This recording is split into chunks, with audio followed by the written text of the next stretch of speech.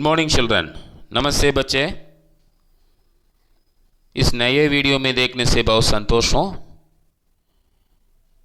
इस हफ्ते में हम दीवानों की हस्ती कविता को देख रहे हैं। पहले 3 पद्यों को हम देख चुके हैं। उसमें क्या देखते हैं?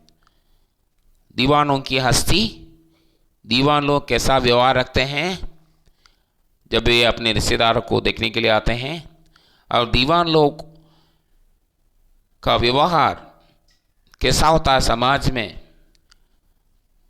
उसको देखते हैं। पहले पदी में क्या देखते हैं? उनके अस्तित्व को देखते हैं। तो दीवान लोग कौन है? यहाँ पहले हम देख चुके हैं दीवान लोग कौन हैं।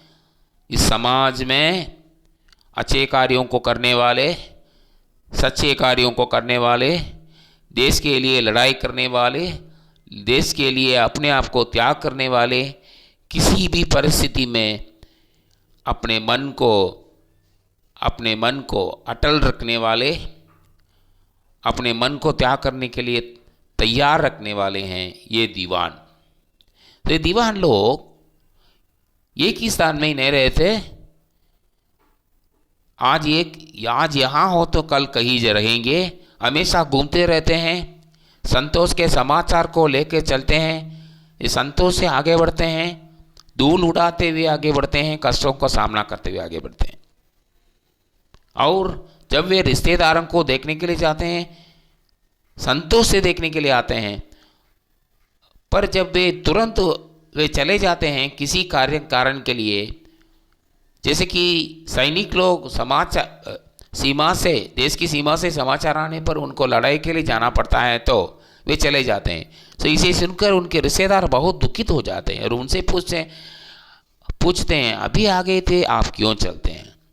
इस प्रकार अपने दुख को प्रकट करते हैं उनके रिश्तेदार। पर दीवान और किसी की परवाह, हमेशा आगे बढ़ते रहते हैं महान कार्यों को करने के लिए। और कवि हमसे कहते हैं कि दीवानों को हमेशा कहते हैं हमसे, उनसे पूछना नहीं चाहिए कि वे कहाँ चलते हैं, क्योंकि उनको जहाँ जाना है तो वे चले जाएंगे। वे किसी से मत पूछेंगे कि क्यों जाना है। और इस दुनिया में थोड़ा लेकर चलते हैं, ज़्यादा देखकर चलते हैं, अपने आप को देखकर चलते हैं, त्याग देखकर चलते हैं इस संसार के लिए, इस समाज के लिए। और चौथे पद्य में देखिए, वे 2 प्रकार के समाचार को सुनते हैं। इस समाज में जब वे कार्य कर रहे हैं, सेवा कर रहे हैं, देश की सीमा में लड़ाई कर रहे हैं तो, या देश के लिए महत्वपूर्ण कार्य कर रहे हैं तो, उस समय उनको समाचार आ जाते हैं। 2 प्रकार के समाचार, दुख और सुख का समाचार। इस समाज के लोग ऐसे होते हैं कि दुख को देखकर रोएंगे, सुख को देखकर हंसेंगे। पर दीवान लोग सुख और दुख दोनों को एक समान समझते हैं, एक ही अनुभव करते हैं, एक ही अनुभव को अपने मन में रखते हैं। सुख और दुख को एक समान समझते हैं, एक समान समझकर आगे बढ़ते हैं। उनके लिए सुख भी एक है, दुख भी एक है, सभी का सामना करते हुए आगे बढ़ते हैं।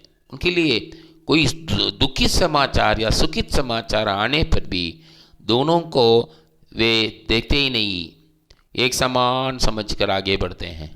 उनके लिए एक ही विचार है कि समाज के लिए कुछ करना है, समाज के लिए सेवा करनी है। बच्चे, आज हम चौथे पद्य को देख चुके हैं। तो पहले 4 पद्य पूरा हो गया है। अगले वीडियो में मैं आपको देखूंगा 5वीं पद्य के साथ। अभी आपसे यहाँ धन्यवाद देता हूँ।